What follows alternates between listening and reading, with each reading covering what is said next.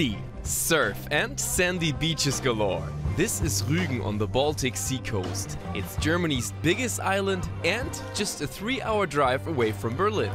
I can see everything from here on the pier, the Baltic Sea and much of the island itself.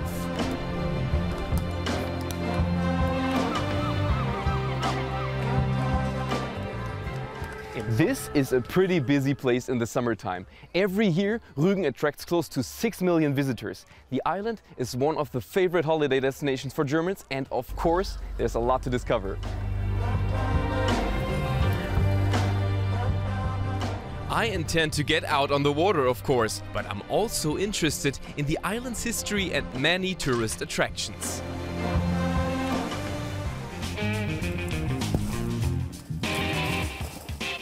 (20°C). The water's not that warm, but it's certainly refreshing.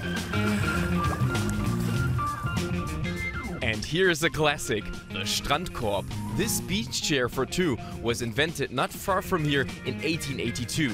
They're great when the wind is blowing or the sun is too strong. And now I'm going to try something for the very first time. Micha is going to teach me stand-up paddleboarding.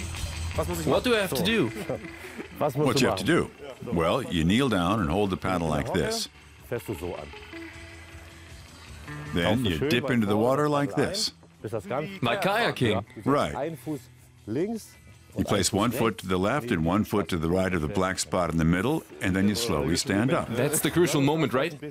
That's the only hard bit. Once you're standing, it's easy because the water is so smooth. Okay, it all makes sense in theory. Now lay the paddle across the board. Use your fists to support yourself and keep the board balanced with your upper body. And you pick up the paddle, back straight, stand up very straight, but relax in the knees. So far, so good. Now I just need to get moving. Okay, let's go. Now dig in. I'm waiting for you to find your rhythm. Pull harder, harder.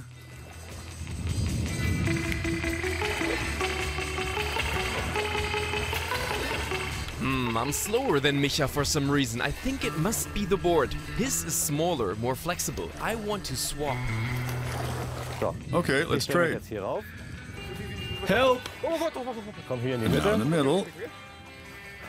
What should I do? Stand in the middle? You'd better not fall in. You either. So now you move onto the blue board, kneel down, okay. Great. That was some maneuver. It worked. I did it. It wasn't that hard after all, but I had a great instructor and the water's calm. This is Prora. It's gigantic and ugly and doesn't quite fit in with the island's otherwise idyllic atmosphere. It was designed by the Nazi regime in the 1930s to accommodate 20,000 holidaymakers. But it never opened. Construction was halted in 1939 due to the outbreak of the Second World War. Today, the complex is a protected site and parts are used as youth hostels and holiday homes. Block 3 now houses a permanent exhibition about the Nazi project, and I'm meeting museum director Katja Lucke.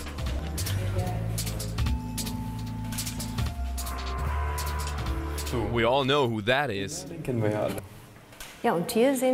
Yes, and this is Robert Leid. He was head of the German Labor Front and the mastermind behind this sea resort. He intended to build 4 more. There were supposed to be 5 in total. This is a colossal block and there's even more behind it. Tell us the original idea behind this project. Why was this built?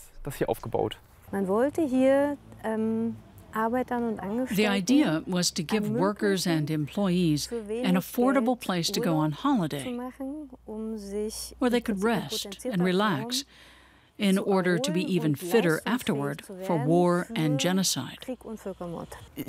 There's always this issue of what should be done with things related to Nazi history. Why wasn't this demolished right after the war? This is practically the largest of the remaining Nazi building projects. It's comparable to the Nuremberg Nazi Party rally grounds. These buildings serve to illustrate and clarify so much about Nazi ideology, and that's something that should be done. How are the buildings used today? What's in development? The blocks of private rooms, the 5 which are still standing today, have almost all been sold to various investors. And a holiday resort is being created for several thousand, not 20,000, but many thousands. Not with the same intention as in the 30s, obviously, but that's the general idea. So how does that work? Can I just go online, find Prora and book 2 weeks at the beach? It's not finished yet, but that's basically how it'll be. So yes, you'll be able to do that. Now we're going for a ride on the Racing Roland. Well, it's actually called the Rügen Light Railway, but Racing Roland sounds better. Hello, thanks for having me aboard.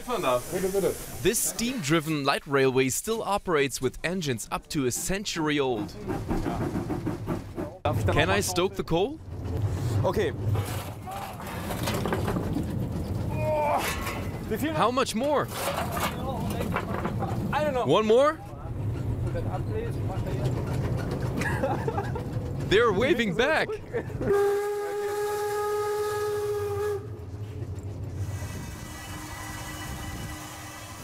Why is it called Racing Roland? We're not really racing. It's just a nickname. It comes from the old East German times. The miners in Bismuth had a big holiday resort in Binz, and they gave the train its name, Racing Roland. May I? Go ahead. Why isn't it working?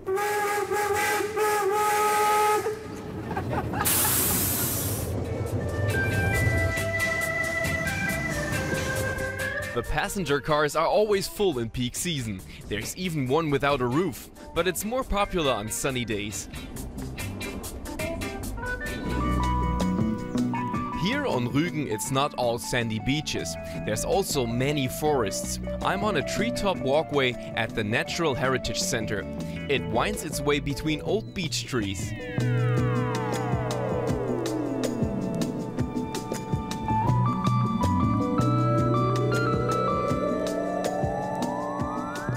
The view over the island from the walkway observation tower is spectacular.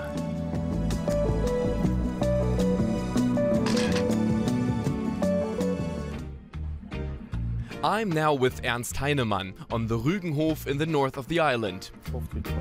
Ernst shows me his garden. His cherry tree is full of ripe fruit, so he challenges me to a pit spitting contest. Let's see. From here? You first. No, guests go first. Okay.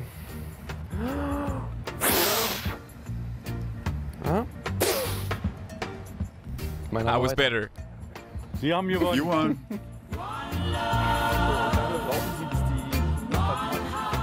Not far from here is a Seabuckthorn Plantation. The plant's originally from Asia, but it's been growing on Rügen for some time now. The berries are considered very healthy because of their high vitamin C content.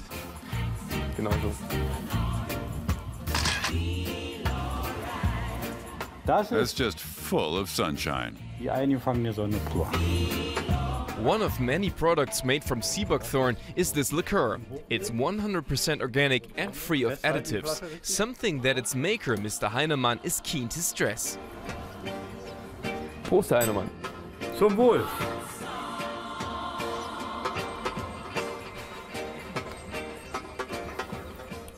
This is delicious. Lecker.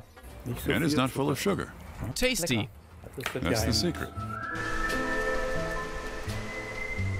I have reached my final destination, Rügen's North Beach. This is definitely one of the highlights of my visit.